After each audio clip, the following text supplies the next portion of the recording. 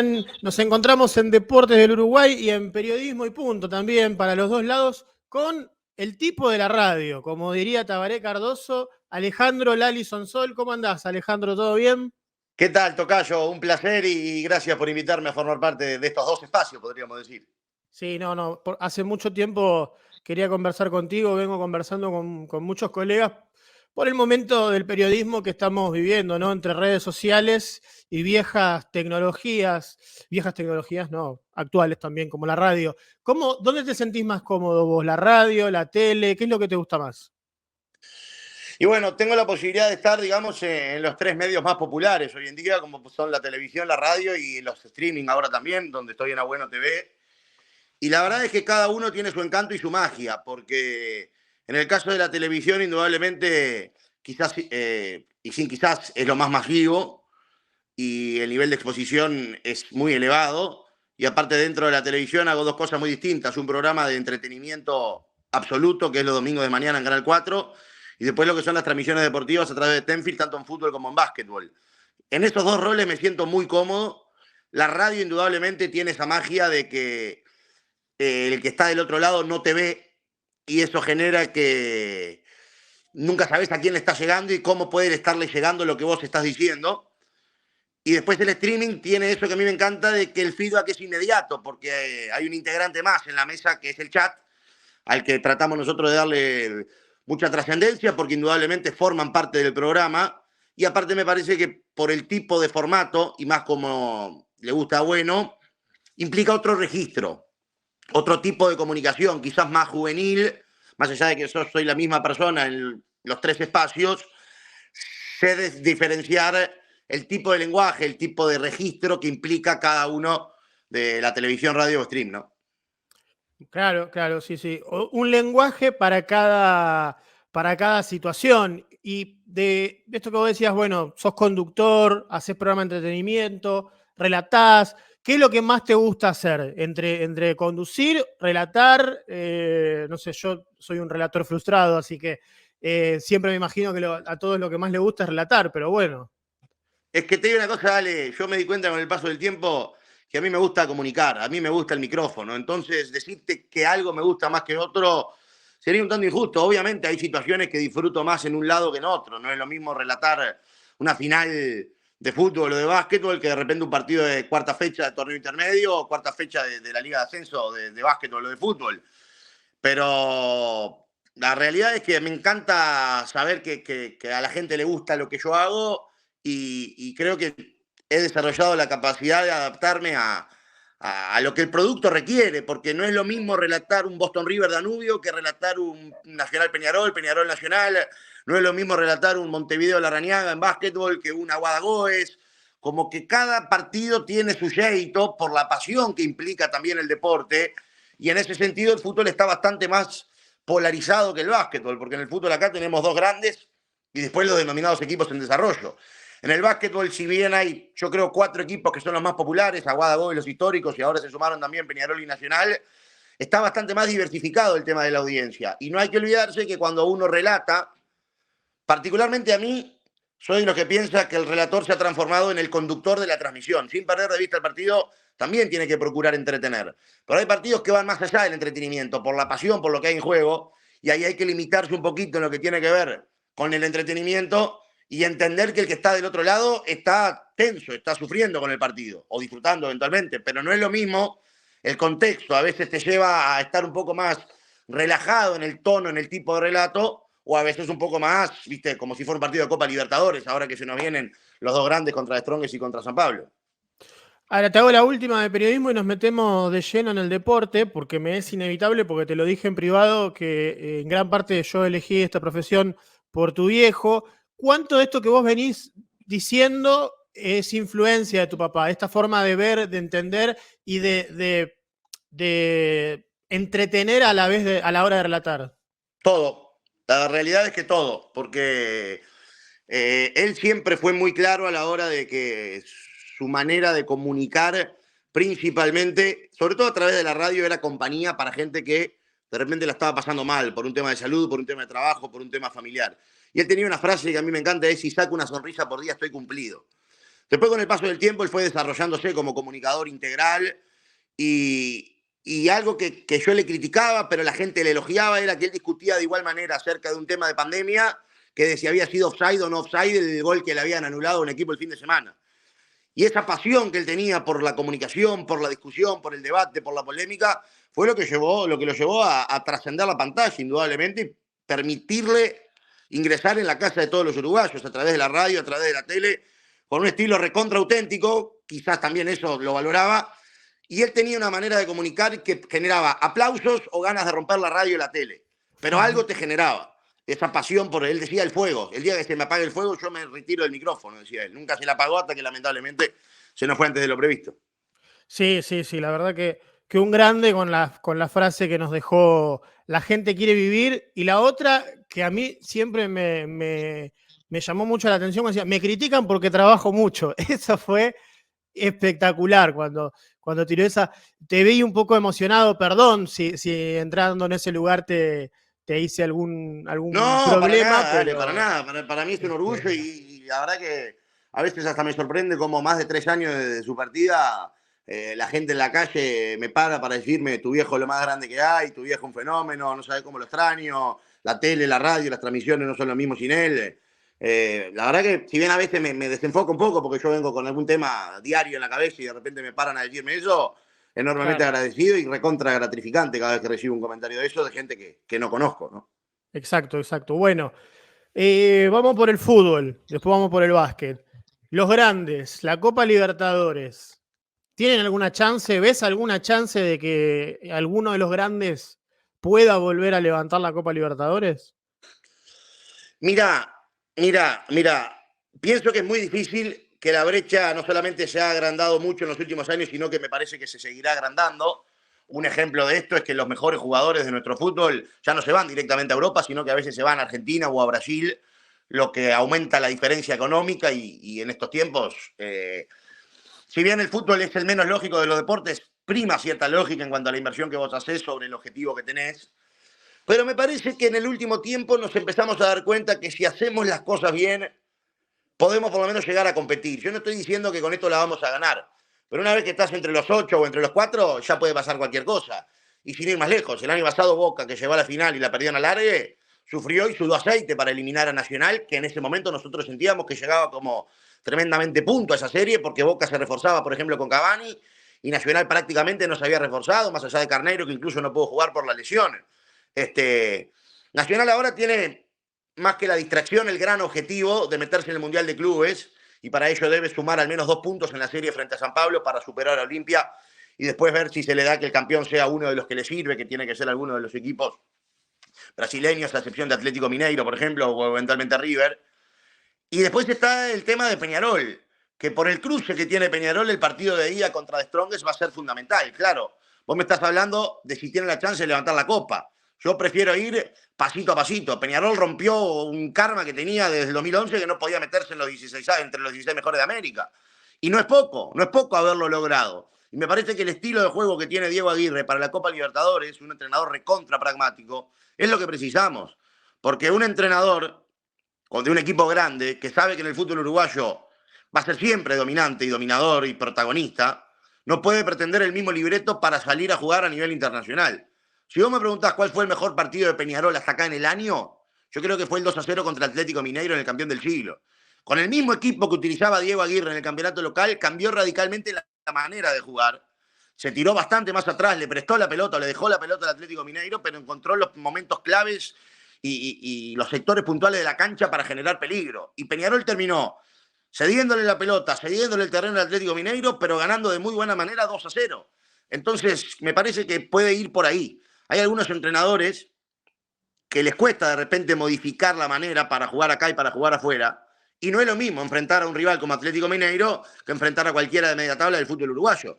Y creo que Nacional, de la mano de Lasarte, también está encontrando ese pragmatismo que de repente lo puede llevar a sorprender, porque me parece que sería sorpresa que Nacional sacara a San Pablo. Con esto no estoy diciendo que Nacional no tiene chance, simplemente que, así como la serie entre Peñarol y The Strongest la veo muy pareja, creo que San Pablo parte con un leve favoritismo ante el Club Nacional de Fútbol, que sabe que, insisto, tiene la posibilidad de, ganando el partido de ida, ya superar a Olimpia y después esperar que pasen la vuelta. Y más allá de que la Copa Libertadores es un fin en sí mismo, a nivel económico ni que hablar, y a nivel deportivo la posibilidad de jugar el primer Mundial de Clubes es algo que al hincha nacional lo tiene completamente eufórico. Sí, sí, seguro. Además de, como lo económico es muy importante ahí. Hablaste de técnicos pragmáticos y no pragmáticos, y Loco Bielsa dirige la selección, y yo creo que en los últimos partidos de Uruguay mostró cierto pragmatismo, pero no sé si fue demasiado tarde porque ya quizás el equipo estaba fundido físicamente. No sé cómo lo viste vos. Bueno, sí, indudablemente Bielsa ha declarado en más de una ocasión que él no tiene plan B, que su estilo de dirigir y respetar sus principios es permanentemente sacarle la pelota al rival, ser protagonista. Sin embargo, me parece que en este último tiempo, y dirigiendo a Uruguay, se ha abierto un poco a lo que nuestra idiosincrasia de repente implica, aprovechando, por supuesto, el talento de los grandes jugadores que tenemos, pero también te puedo nombrar otro ejemplo parecido a lo que te decía de Peñarol Atlético Mineiro. Uruguay contra Brasil, Estadio Centenario, que no le ganábamos hace muchísimos años. Y Uruguay salió con la postura de esperar, algo poco común para un entrenador como Bielsa, pero que nos dio tremendamente resultado y limitamos absolutamente a Brasil, que prácticamente no nos generó peligro, y aprovechamos las ocasiones que tuvimos para terminar ganando aquel día 2-0. Algo parecido podría decirte de lo que pasó contra Argentina en el partido de eliminatorias que La ganamos 2-0 Bombonera. también, que creo que fue el punto más alto de rendimiento de Uruguay, porque claro, vos me decís, ¿cómo eso te pareció mejor que lo de Bolivia, que lo de Panamá en Copa América? Y sí, porque para mí el rival pesa mucho a la hora de jugar el rendimiento de un equipo. Y Argentina, que venía de ser campeona de todo, con un rendimiento superlativo, con resultados exuberantes a nivel de eliminatoria, de Copa del Mundo, etcétera, etcétera, la manera en la que Uruguay le ganó a Argentina a mí me llenó de orgullo. Y a nivel de Copa América, yo sinceramente sentía que cualquier partido contra Brasil, Colombia o Argentina nos tenían un 50 y 50% de probabilidades. Y bueno, contra Brasil la moneda cayó de nuestro lado porque nos echan a Naitan faltando 15 minutos, defendimos bien, Brasil tampoco fue que nos peloteó y por penales se nos dio a nosotros. Y contra Colombia, la realidad es que después de la expulsión de Muñoz en el primer tiempo, el segundo tiempo fue prácticamente un ataque contra defensa, más allá de que sobre el final Uruguay adelantado, Colombia generó sus ocasiones para aumentar. A ver, capaz que es muy simplista el análisis, pero la suerte no nos acompañó, tuvimos un tiro en el palo, llegada de todo tipo y color. La verdad que los procedimientos a mí no me convencieron, porque me parece que Uruguay se, de alguna manera, desinflaba cuando llegaba a los últimos metros de la cancha, y ahí surgió inmediatamente el debate, que los futbolistas estaban muy cansados, de que no pudimos mantener la intensidad. Yo no sé si fue un tema únicamente de desgaste, porque no es lo mismo ser un equipo intenso contra Bolivia, Panamá o el mismo Estados Unidos, que mantener esa intensidad contra Brasil o contra Colombia. A mí particularmente, la experiencia que más me gusta, más allá de que capaz que los resultados indican lo contrario, es que en este tipo de certámenes vos tenés que ganar todos los partidos que puedas porque eso genera química y confianza entre los titulares. Pero bueno, Claro. no sabemos qué hubiera pasado si Bielsa cuidaba a jugadores contra Estados Unidos y el equipo llegaba más fresco a enfrentar a Brasil y a Colombia. Es imposible saberlo y nos termina costando, si querés o no, la lesión de Ronald Araujo, que para mí era la pieza más imprescindible Sí. que tenía la selección en esta Copa América. Y con esto no estoy diciendo que sea el mejor, sino el más No, no, no. imprescindible, por la trascendencia que tenía en el equipo y porque cualquier jugador que estuviera en el banco para reemplazarlo no iba a poder darte esa prestancia y exuberancia física que te daba Ronald, que en este tipo de esquema que propone Uruguay, con un equipo que se adelanta permanentemente y a veces en defensa queda mala mano, Araujo tiene todas las características para impedir que el rival genere peligro. Lo extrañamos, lo sufrimos y bueno, finalmente no se nos dio. Sí, sí. De hecho, otra lesión que lo complicó a Uruguay, me parece, que específicamente contra Colombia, fue la de Bentancur, que cuando empezó a enganchar en la parte ofensiva, porque defensivamente estaba haciendo la marca sobre James, cuando empezó a enganchar la ofensiva y a conducir a Uruguay se lesiona, y ahí cambió rotundamente el partido, me parece a mí. Sí, mucha lástima por el momento en el que se lesiona a Bentancur, que aparte otra vez le pasa lo mismo en un campeonato grande, como le había acontecido en el Mundial, cuando estaba también en un nivel exuberante. Pero me parece que a diferencia de Ronald, hay jugadores en el plantel de Uruguay que están capacitados para reemplazar esa ausencia, quizás con otras características. Pero si vos repasás lo que fue el primer tiempo de Colombia y Uruguay, mira qué curioso en mi opinión, por lo menos. Y hablo del primer tiempo porque fue durante, a ver, sabemos que tanto un gol como una expulsión cambian radicalmente un trámite. Y a mí la sensación que me dejó el primer tiempo, mientras estábamos 0-0, fue que el partido se estaba jugando más como quería Colombia que como quería Uruguay, pero las situaciones más peligrosas las generó Uruguay de contra principalmente.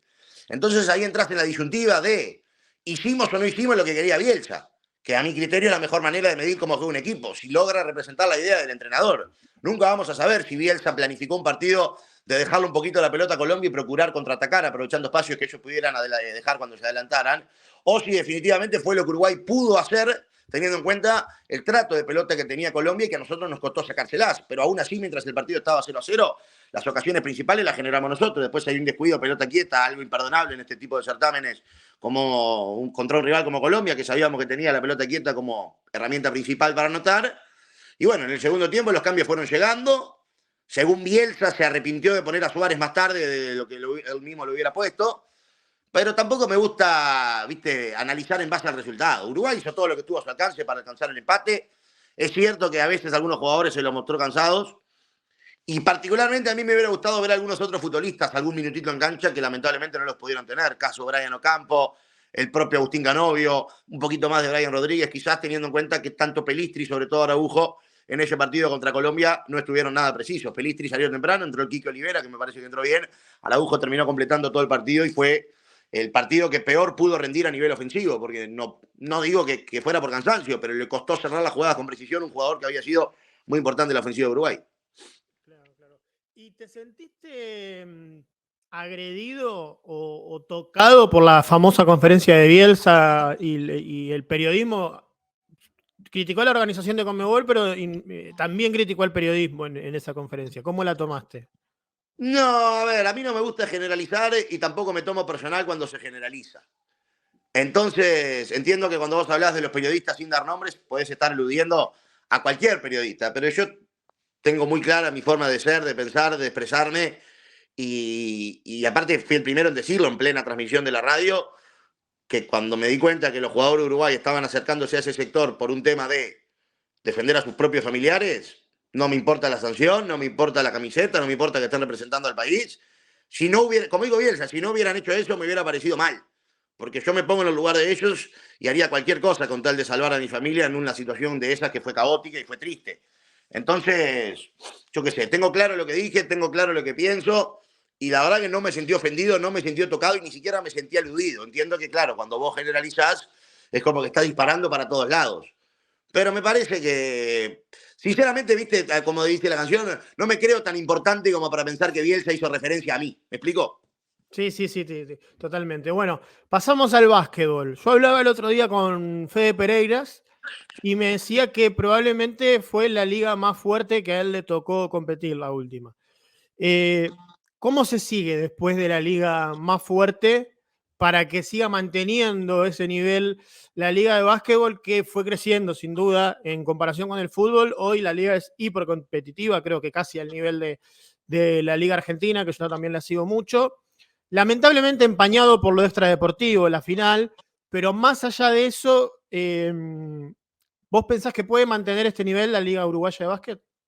Mira, se está dando una situación curiosa y es la siguiente. A raíz de la llegada de Peñarol y Nacional a la Liga Uruguaya, y hablo de estos dos, pero principalmente tendría que hablar de Peñarol, porque Nacional ya hace más años que compite en Primera División, es que con el claro objetivo que tiene, sobre todo en este caso Peñarol, de ganar la Liga Uruguaya, por eso hizo la inversión para traer a Jason Granger y este año está armando otro plantel que indudablemente lo pone como uno de los candidatos, los sueldos de los jugadores se han visto considerablemente aumentados. Y eso hace que clubes más de barrio, que no tienen una institución grande por detrás, ya no estén en capacidad de competir por esos jugadores a la hora del salario. Lo que implica que algunos equipos, por ejemplo Hebraica, ya para este año, viendo que el año pasado con lo que tenían, quedaron afuera en cuartos de final, baje considerablemente el presupuesto. Otros equipos como Truville hasta el día de hoy siguen discutiendo si van a jugar o no, porque los recursos económicos son pocos. Welcome ya determinó, tras una larga asamblea de socios, que va a jugar con los recursos genuinos del club que pueda generar y que no le importa pelear el descenso y que no le importa perder por 50 contra los candidatos. Y es una situación que se está abriendo, que podríamos decir una brecha muy grande entre aquellos equipos que aspiran directamente al campeonato y aquellos equipos que se conforman con competir más allá del resultado deportivo. Eso hace que la liga genere cierta disparidad que a mí particularmente como relator me puede resultar un tanto aburrida, porque es como que ya sabemos de antemano muchos resultados van a ser cantados y muchos trámites van a ser muy abiertos, que a mí particularmente como relator en un partido de básquetbol es lo que más me aburre. Es una situación delicada, Pero bueno, acá no tenemos un tope salarial que le impida a los clubes invertir lo que sea necesario y tampoco le podemos exigir a los clubes más de barrio que hagan esfuerzos imposibles para tratar de pelear el título. Y hay otra frase que acá en Uruguay suena mucho. A nadie le gusta poner plata para salir segundo. Teniendo en cuenta que el básquetbol en Uruguay, para casi todos los clubes, implica solamente pérdidas, ¿con qué intención vas a armar un plantel de, no sé, 600, 700 mil dólares cuando sabés que hay clubes que pusieron $1.000.000 y que no te va a alcanzar para arrebatarles el título? Capaz que haces la planchita y en lugar de 600, 700 ponés 250, 300, tratás de armar un plantel para permanecer en primera división, te podrá alcanzar o no, y destinaste el resto de los recursos que pueda generar a la infraestructura del club, a los juveniles, a diferentes cuestiones, pensando más en el largo plazo. Es una disyuntiva que se está dando y que genera ciertas rispideces entre los propios dirigentes de básquetbol porque entienden que, sobre todo lo de los clubes de barrio, que aquellos clubes que aspiren a ser campeón están no solamente poniendo mucho más dinero de lo que los clubes de barrio pueden poner, sino aumentando en general el salario de los jugadores, lo cual es muy bienvenido por los jugadores en sí, pero genera ciertos dolores de cabeza para los dirigentes, ¿me explico? Sí, sí, absolutamente. Y además de los 3 extranjeros, le quita cierta posibilidad a que salgan nuevos jugadores nacionales, ¿no? Me parece que los sub-23 quedan un poquito tapados, no sé cómo lo ves eso. Sí, a ver, es una discusión que viene de hace mucho tiempo. Recuerdo perfectamente cuando se pasó de 2 a 3 extranjeros, que se armó un lío grande con lo que es la BUA, que son los basquetbolistas uruguayos asociados, porque eran conscientes de que sus posibilidades se iban a ver considerablemente reducidas. Fíjate que estamos hablando que de un quinteto el 60% pueden ser de otros países. Y aparte de eso, de alguna manera, para los clubes implica bajar los costos, porque muchas veces traer un extranjero desconocido, primera salida, resulta más barato que una ficha nacional. Y aparte reduce las posibilidades, como decía vos, de los jóvenes. Por eso a mí me encanta ver a los jóvenes luciéndose en lo que acá se llamaba el Metro, ahora es la Liga de Ascenso, que es la segunda división, donde las fichas sub-23 de los clubes de primera pueden jugar como fichas mayores en los clubes de segunda. Y eso hace que tengan un protagonismo que de repente en primera no tienen. Aún así, yo soy de los que piensa que a los clubes les cuesta a veces jugársela por los pibes, sobre todo a aquellos clubes que aspiran a cosas grandes. Porque si uno repasa lo que fue la liga pasada, protagonismo real, real, real en los clubes que llegaron a la definición, te diría que había 2 y si querés 3. Patricio Prieto Nacional, Mateo Bianchi en Defensor Sporting y te podría agregar a Santiago Calimares en Hebraica, más allá de que el equipo quedó afuera en cuartos de final. Pero después es muy difícil encontrar sub-23 que tengan protagonismo real. Sí, algunos clubes como Trubil, que de repente el año pasado bajaron considerablemente el presupuesto y apelaron a los plibes del club. En otra ocasión había sido, bueno, otros equipos que también hicieron un plan similar. Pero a veces también es difícil potenciar el desarrollo de las formativas de los propios clubes, porque vos sabés que acá, para adquirir un jugador, los contratos casi todos son por una temporada sola. Entonces, ponés la plata por un jugador que anduvo bien en otro cuadro sin tener que pagar la transferencia y ya todo lo que invertiste en formativas, capaz que los clubes que piensan con cabeza exclusivamente de primera división dicen, no, ¿para qué voy a invertir en formativas? Me guardo la plata para traer a tal jugador que el año pasado anduvo bárbaro en tal otro club. Y es indudable que muchas veces los talentos se van jóvenes a desarrollarse, por ejemplo, en Argentina, porque en Argentina tienen más posibilidades que acá. No sé, te voy a nombrar 2, 3 ejemplos. Nacho Xavier, que ahora está brillando incluso en Peñarol y estuvo en Goes y en la selección, su principal desarrollo lo tuvo jugando en obras sanitarias, sobre todo a nivel de Liga de Desarrollo. En obras sanitarias también estuvo Joaquín Rodríguez, que en Aguada tenía escasos minutos y se fue a Argentina y la rompió toda. Que ahora Emiliano está en Serres, algo España en la parecido. primera. Ahora Nicola Pomoli también, en Malvin tuvo una liga sola donde pudo mostrar todo su potencial, siendo su 23. Pero se fue bastante grande que le dieron la chance. Entonces se entienden que afuera van a tener más posibilidad de desarrollarse que adentro. Y eso también habla de que la llegada de extranjeros de altísimo nivel limita incluso la posibilidad de la ficha sub-23. Entonces, por un lado está, qué lindo ver el nivel de la liga con los extranjeros que llegan, pero por otro lado está, qué espacio tienen los pibes en los diferentes clubes. Ahora, la cuestión extradeportiva que hablamos de la final, ahora en el mundo, por lo que pasó con Enzo Fernández y Francia, ¿cómo se vivió en el mundo del básquet? Y especialmente, porque yo me puse a mirar varias cosas, entre ellas entrevistas previas de Granger, donde por ahí él atacaba un poco a las canchas, a la liga, al formato de juego, como que no se sentía muy cómodo. y después pasa el evento de, por un lado, el racismo, todos estamos en contra del racismo, obviamente, pero no se entendió muy bien qué fue lo que pasó tampoco. ¿Cómo se vivió por afuera esa tensión que se vivía en todas las previas de los partidos? Bueno, mira, vamos por partes. Respecto a lo que dijo Granger sobre el formato, sobre el desarrollo, sobre los partidos de la liga, y me cuesta decirlo, pero en gran parte tiene razón. O sea, a nivel de infraestructura, a nivel de, o sea, el formato de disputa, fue una liga muy, muy, muy, muy complicada de todo punto de vista. Tuvimos casi un mes sin competencia porque había que resolver un tema reglamentario entre Cordón y Biguá, a ver quién iba para los de arriba y quién iba para los de abajo. Eso genera molestia en los clubes, molestia en los jugadores, molestia en los hinchas, pierde un poco el atractivo del producto. Me consta que ya desde la Federación Uruguaya de Básquetbol se están llevando adelante reuniones con todos los clubes, escuchando, proponiendo, analizando lo que pasó y ver cómo se puede hacer para que no vuelva a pasar. Suspensiones de partidos porque no funciona el reloj de 24, el reloj de posesión. Lamentablemente el tema de la humedad, que a veces también, sobre todo en los primeros meses del año, nos juega una muy mala pasada. Pero está, hay errores, hay situaciones que lamentablemente no estamos en condiciones de resolverla. Por ejemplo, te hablo de lo que ocurre con la humedad. Nosotros no podemos pretender que todos los clubes tengan una infraestructura donde la humedad no afecte. Pero sí debemos exigir a los clubes que tengan todo previsto a la hora de comenzar el partido, con lo que tiene que ver con el reloj de 24, el reloj del partido, etcétera, etcétera. Y por otro lado, acerca de lo que aconteció especialmente en las finales, yo lo único que voy a decir es que me pareció aberrante el momento en el que la gente, en este caso de Aguada, que aparte ya se sabe cuál fue la sanción, 5 cierres de cancha y una multa económica, me pareció aberrante cuando Jason Granger quedó haciendo el calentamiento solito en la cancha en la previa del cuarto partido y todo el estadio empezó a gritarle cosas de su color de piel. La verdad que me dolió porque me siento parte del básquetbol uruguayo y entiendo que la situación ya venía caldeada de antemano y que los gestos de Jason fueron absolutamente fuera de lugar cuando terminó el segundo partido. Pero una cosa me parece que no lleva a la otra. Después todo lo que pasó entre Granger y Vidal, Vidal y Granger, prefiero guardarme lo que pienso para mí, porque la situación incluso tengo entendido que sigue en términos judiciales, así que no creo que valga la pena que yo opine al respecto. Pero sí que me dolió mucho ver cómo una de las hinchadas más populares, como el básquetbol uruguayo, cayó tan bajo de agredir a un jugador uruguayo por su color de piel. Y esto lo digo porque una cosa es que a un hincha, que sabemos que a veces pierde un poco la cabeza dentro de un partido por lo que implica la pasión, un hincha le grita a un jugador del equipo rival, un hincha. Pero cuando ya es 1 más 1 y termina siendo casi toda la hinchada, epa, ya hay algo más. Entiendo que estaban las finales en juego y no soy de los que piensa que por cantar eso está siendo racista. Pero me parece que deberíamos tener todos otro tipo de conducta, porque al fin y al cabo lo que estaban tratando era de desenfocar a un jugador del equipo rival, pero hay maneras y maneras. Y la Claro. bajeza no tiene lugar, por lo menos en lo que a mí me gusta ver dentro del básquetbol uruguayo. He visto otras situaciones aberrantes, como que le gritaran a una jueza, ¿a qué haces vos acá? Anda a lavar platos, y vos decís, ¿en qué siglo estamos?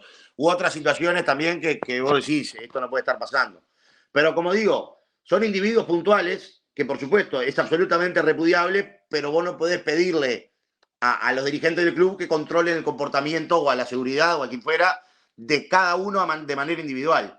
Pero me parece que acá uno se dejó llevar por el de al lado y otro por el de al lado y terminó siendo una situación que a mí particularmente nunca me había tocado vivirla. La viví en vivo en la radio, la denuncié en el momento porque fue aberrante.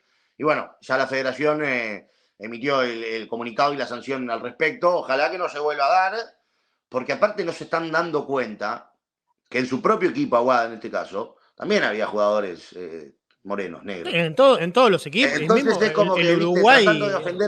tratando de ofender al otro, estás también ofendiendo a los tuyos propios. Es una situación que vos decís, bueno, está.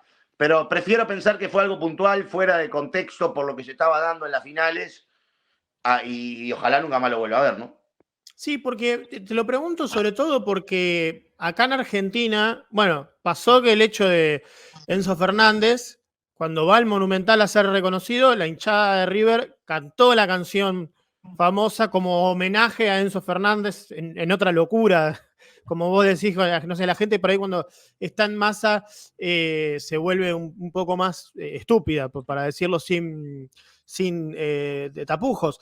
Pero yo no considero que Enzo Fernández sea racista ni que los jugadores de la selección argentina en este caso sean racistas. Pero evidentemente, como vos decís, cuando los escuché cantar esa canción me generó estupor también. Por eso digo, Por eso digo, pero bueno, a ver, me parece que viene un poco de la mano con otras cuestiones que estamos atravesando como sociedad, de pretender desprenderse de ciertos comentarios, ciertos chistes, por así decir, porque creo que el hincha argentino que la inventó no la hizo con la intención de ofender, sino como de generar gracia, Ujú. pero nunca pensamos en la persona que lo puede llegar a recibir, ese cántico.